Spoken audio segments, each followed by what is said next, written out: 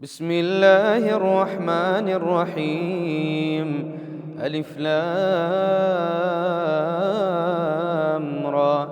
تلك آيات الكتاب وقرآن مبين. ربما يود الذين كفروا لو كانوا مسلمين. ذرهم يأكلوا ويتمتعوا ويلههم الأمل فسوف يعلمون. وما أهلكنا من قرية إلا ولها كتاب معلوم. ما تسبق من أمة أجلها وما يستأخرون. وقالوا يا أيها الذي نزل عليه الذكر إنك لمجنون. لو ما تأتينا بالملائكة إن كنت من الصادقين. ما ننزل الملائكة إلا بالحق وما كانوا إذا منظرين. إنا نحن نزلنا الذكر وإنا له لحافظون. ولقد أرسلنا من قبلك في شيع الأولين. وما يأتيهم من رسول إلا كانوا به يستهزئون. كذلك نسلكه في قلوب المجرمين. لا يؤمنون به وقد خلت سنة الأولين. ولو فتحنا عليهم بابا من السماء فظلوا فيه يعرجون لقالوا إنما سكرت أبصارنا بل نحن قوم مسحورون. بسم الله الرحمن الرحيم. الحمد لله والصلاة والسلام على خير خلق الله محمد وعلى آله وأصحابه ومن والاه. اللهم اجعل القرآن العظيم ربيع قلوبنا وشفاء صدورنا وذهاب همومنا وأحزاننا. زين به لساننا وجمل به وجوهنا وقو به أجسادنا وثقل به موازيننا يوم العرض عليك. اللهم يا رب تقبل منا جلستنا هذه واكتبنا عندك ممن يقرؤون القرآن فيرتقون عند آخر آية منزلتهم إن شاء الله. بینەرانی بەڕێز و خۆشەویست، سەلام و ڕەحمەتی خواتان لێبێ. ئەڵقەیەکی تایبەتی بەرنامەی سەدای زێڕین لەگەڵ یەکێک لە قورئان خوێنە دەنگ زوڵاڵەکان کە تا ئێستا تەنها لە سۆشیال میدیا و ئینستاگرام و فەیسبوک و تیکتۆک و لەم شوێنانەوە گوێبیستی دەنگی شێخ هەزاع البلوشی بووین. بەڵام ئەمڕۆ ڕاستەوخۆ لە خزمەتیاین و سوپاسێکین بۆ میوانداریەکەی کە توانی داوەتەکەمان قبول بکات لە بەرنامەی سەدای زێڕین. دیارە ئەم وەرزە تایبەتمەندیەکی هەیە کە کۆمەڵە قورئان خوێنی زۆر تایبەت تیایدا بەشدارن.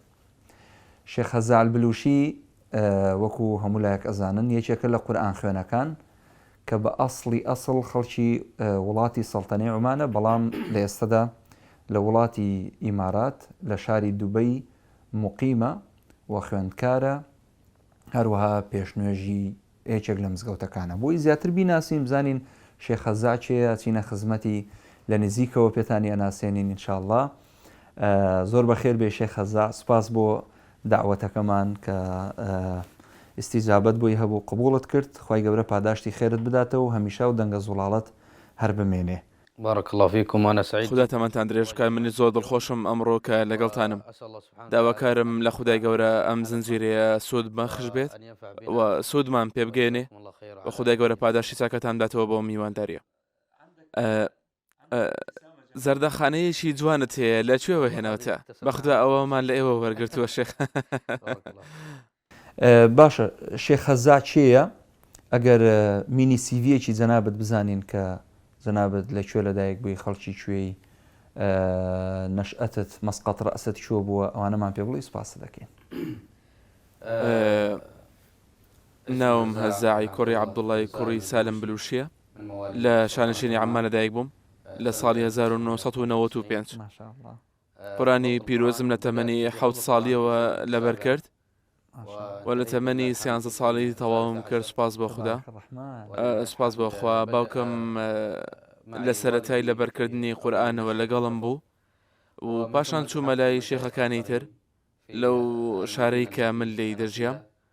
واروە لە هەندێک خول بووم لە ئیمارات لە دووبەی و پاشان چوومە یەکێک لە خولەکان لە شانشینی عەرەبی لە وڵاتی سعودیا بۆ پتەوکردنی لەبەرکردن و پێدا چوونەوەی لەبەرکردن هەتا بە تەواوی قورئانی پیرۆزم لەبەرکرد. سوپاس بۆ خوددا لە ماوەی ئەو ساڵانی کە قورئانم تێیدا لەبەر کرد. اللهم إن كان لنا نصيبا في حفظ القرآن فارزقنا إياه، وإن لم يكن لنا نصيبا في هذه الدنيا فاجعل أولادنا من حفظة القرآن. آمين إن شاء الله. داواکارم خدای گەورە لە ئەهلی قورئان ئێمە حەشر بکات و لەگەڵ شەیدایانی قورئان هەمومان بێکەوە کۆ بکاتەوە لە بەهەشت لەسەر جێگای بەرز بێکەوە دابنیشین و گوێ لە قورئان بگرین. يا رب يا رب يا رب يا رب.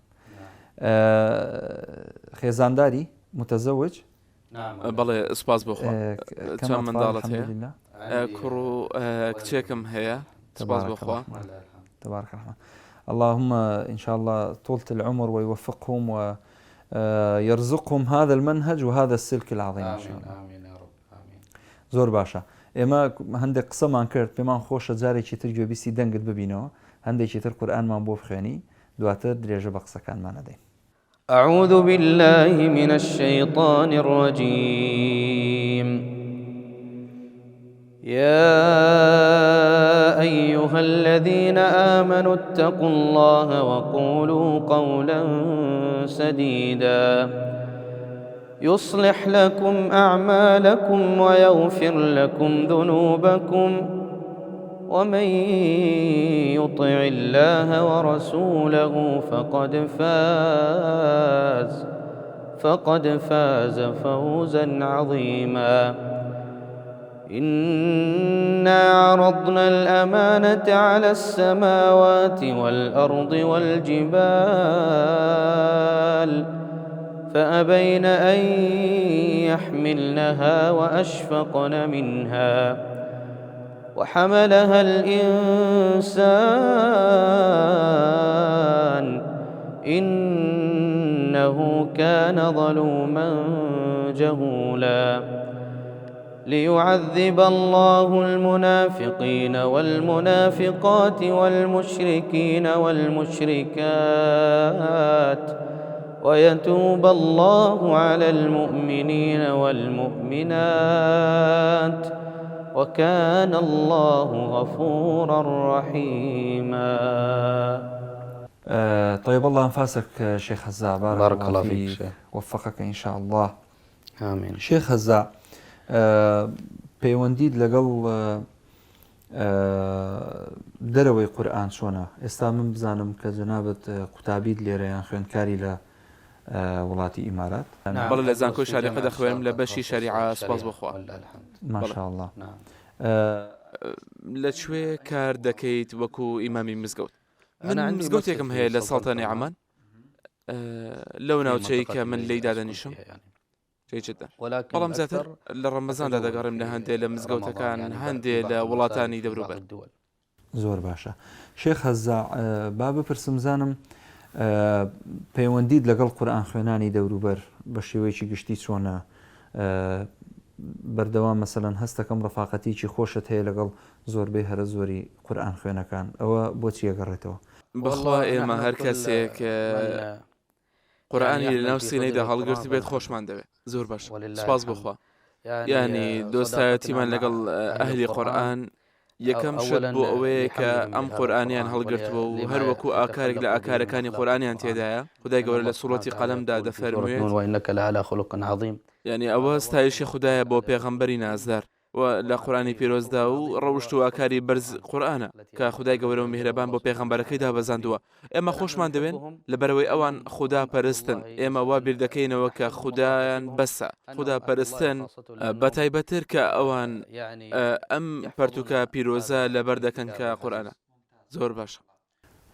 لە ڕابردووە ئێمە کۆمەڵە قورئان خوێنی زۆر دەنگخۆشمان هەبوو بۆ نمونە شێخ محەممەد صدیق المەنشاوی شێخ عەبدولباسط عەبدولسەمەد شێخ محمود الحوسەری لە عێراق بۆ نمونە شێخ وەلید ئیبراهیم الفەلوجیمان هەبوو شێخ حافظ خەلیل ئیسماعیلمان هەبوو پێناسەی تۆ چییە بۆ ئەم مامۆستا بەڕێزانە و لە ڕابردووە بە سەوتی چێ کاریگەر بووی لە ئێستاش بە سەوتی چێ کاریگەری بەخدا ئەوان یەک پەیامیان هەیە ئەویش گەیاندنی پەیامەکەیە بەم قورئانە پیرۆزە داواکارین لە خودای گەورە و میهرەبان لە ئێمە و ئەوانیشی قبول بکە و پاداشتیان بنووسێت لەبەرەوەی کاتەکانیان کردووەتە قورئان لە پێناو بڵاوکردنەوەی ئەم قورئانە لە تەواوی جیهاندا من گوێ لە شێخ هەروەکو وتێت شێخ عەبدولباسط عەبدولسەمەد دەگرم شێخ حوساری بێگومان ئەو قورئان خوێنانە واتە هیچ کام لە قورئان خوێنەکانی کۆن و تازەکان نییە کە گوێم لیان نەگرتە بێت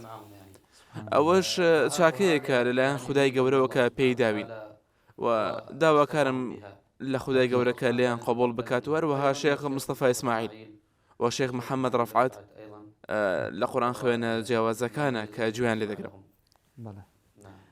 بەڵێ باشە هەستت چۆنە دوای چەندین ساڵ خی گەورە تەمەندرێژت بکە ئینشاڵڵا جارێت تۆ لە سەرەتای گەنجێتی دوای چەندین ساڵ خەڵکی گوێت لێگرن تۆژەبی بە مامۆستای جیلێکی دوای خۆت هەستت چۆنە و حەز ئەەکەی بەڕاستی چۆن بی لە داهاتووە داوای لە خودای گەورە دەکەم هاوکارمان بێت بۆ ئەمە وە لە گەیاندنی ئەم پەیامە داواکارین لە خودای گەورە لێمان قبول بکات بێگومان ئەمە هەستێکی زۆر جوانە بەڵام پێویستی بەخۆ پشتگوێ خستنە و پێویستی بە دڵسۆزیە و داواکارین کە خودای گەورە هاوکارمان بێ لەسەرەوە و لێمان قبول بکە. ئامین ئینشاءڵڵا. ئەنگەت ببینەوە هەندێکی تر قورئانمان بۆ بخوێنی اقرأ لنا أيضا. أعوذ بالله من الشيطان الرجيم. يا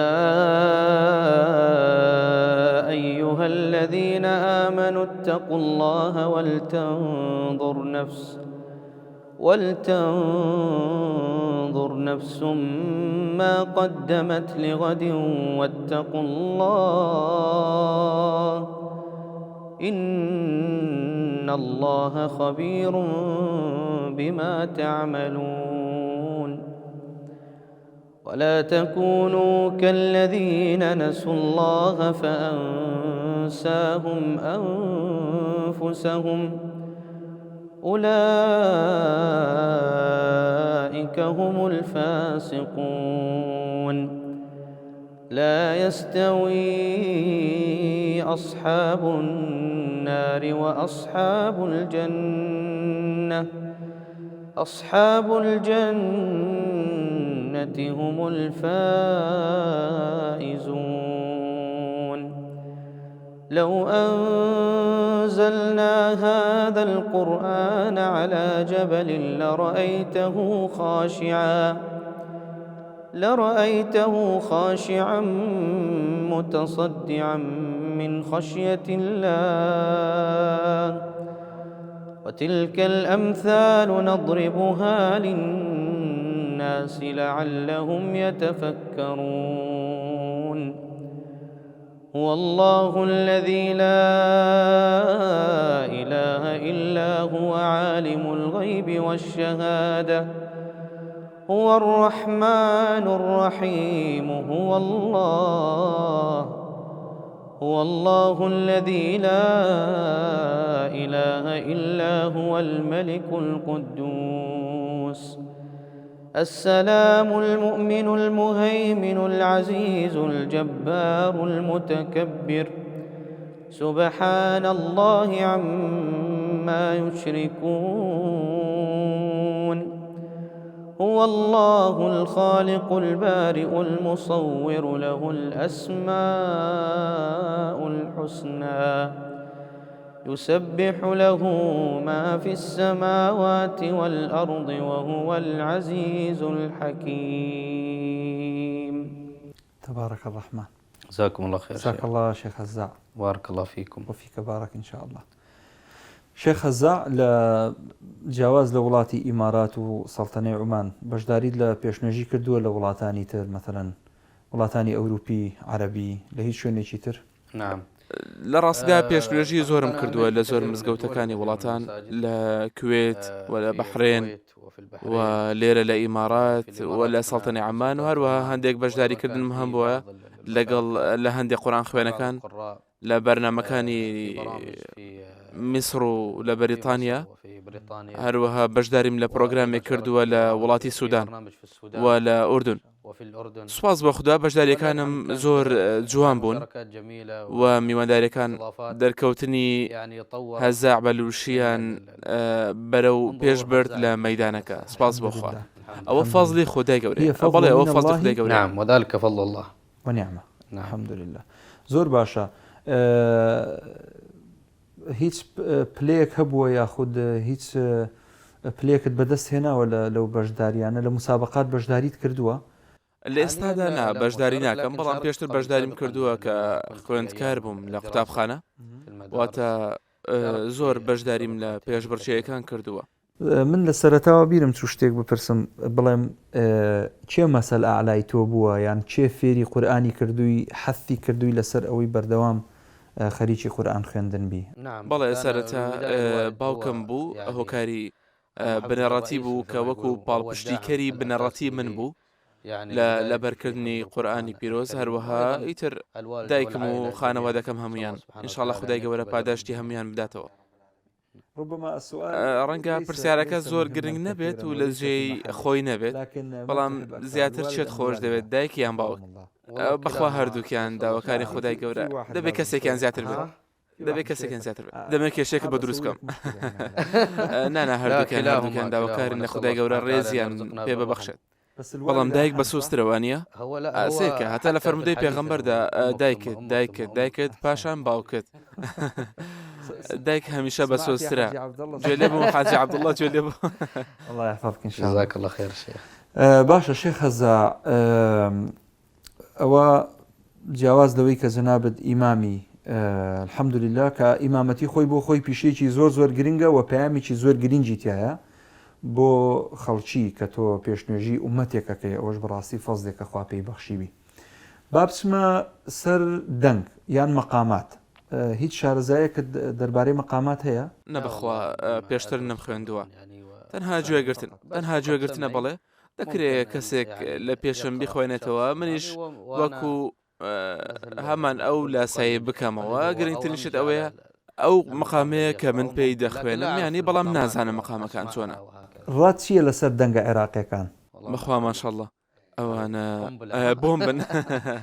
ماشەڵڵا دەنگیان زۆر خۆشە. نعم زۆر باشە شێخ هەزا. با من بچمە سەر تەوەرێکی تر، بەڵام ئەچینە لای ناوبڕێک و دوای ئەو ناوبڕە دەینەوە درێژە بە قسەکانمانە دەین. بەڵە بینەرانی بەڕێز و خۆشەویست ئەچینە لای ناوبڕێکی کورت و دواتر دەینەوە خزمەتان لەگەڵمان بمێنەوە. فاصل و نواصل. سەدای زێڕین وە هاتەوە ئەیمانگی جوان، گوڵ بەژێرێک لە دەنگی خاڕینی خۆر. سلام علیکم و رحمت الله. بینەرانی بەڕێز و خۆشەویست، دووبارە ئەم کاتتان باش. درێژە بە بەرنامەی سەدای زێڕین دەین لە وڵاتی ئیماراتەوە لە شاری دووبەیەوە.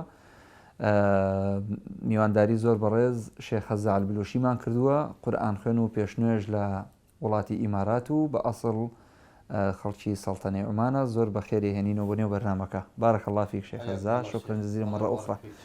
ئەگەر کاتی بانگ بوو بۆ نمونە نیوەڕۆ عەسر مەغریب ئیشا نازانم، شێخ هەزا چووە مزگەوتێکەوە و لەپڕ وتیان شێخ هەزا کاتی بانگە و جەنابەت میوانی و فەرموو بانگێکمان بۆ بفەرموو. بانگە دەی؟ بانگ دەدەم ئینشاءڵڵا. بانگ دەدەی ناوازەیەکەواتە بانگێکمان بۆ بدە إنشاءالله. الله أكبر الله أكبر الله أكبر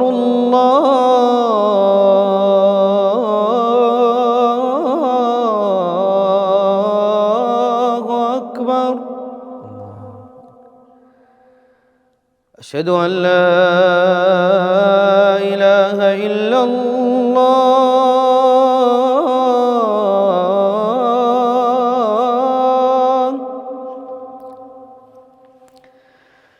أشهد أن لا إله إلا الله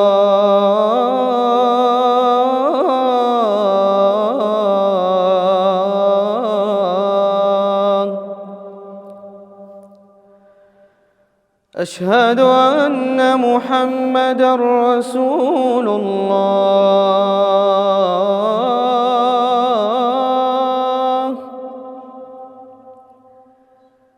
أشهد أن محمدا رسول الله.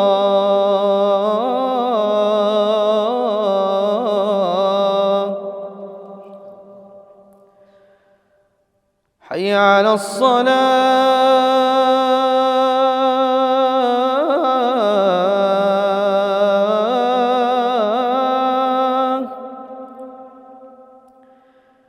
حي على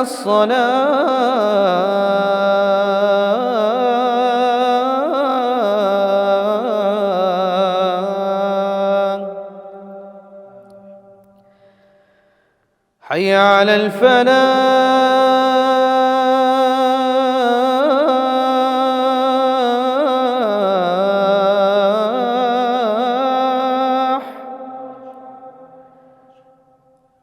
حي على الفلاح.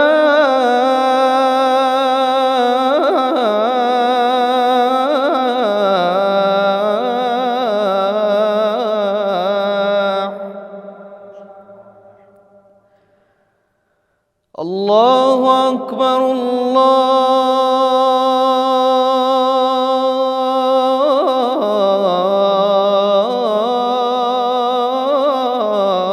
الله أكبر. لا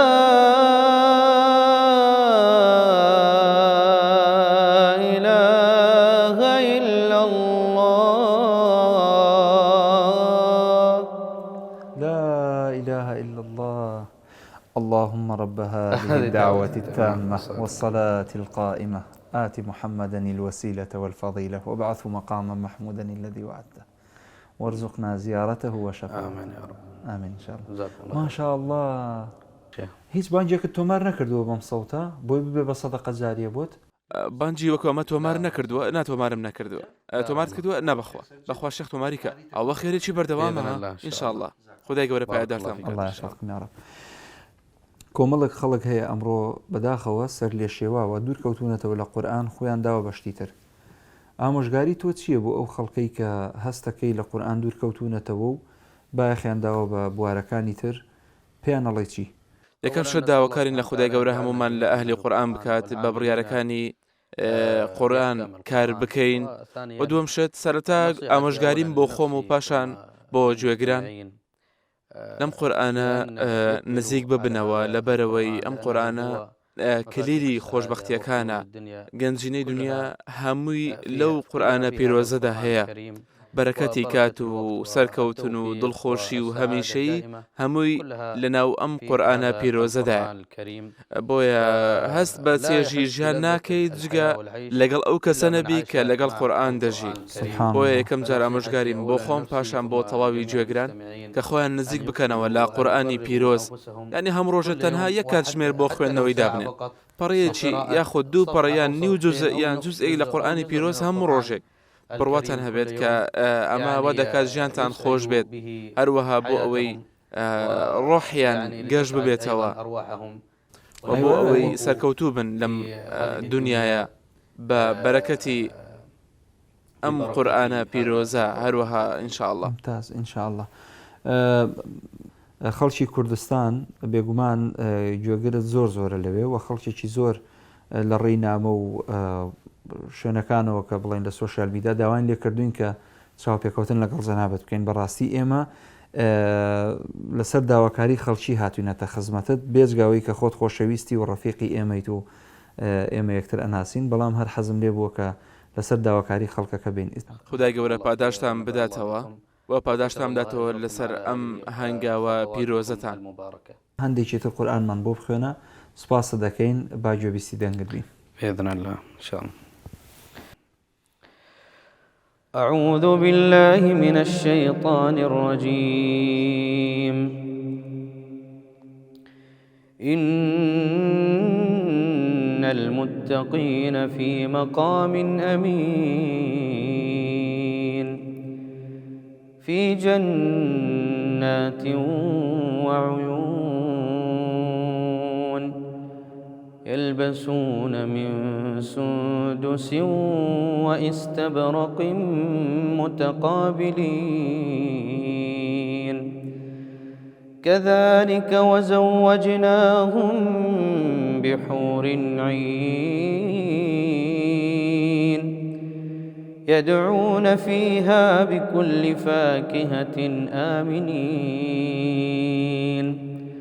لا يذوقون فيها الموت إلا الموتة الأولى ووقاهم عذاب الجحيم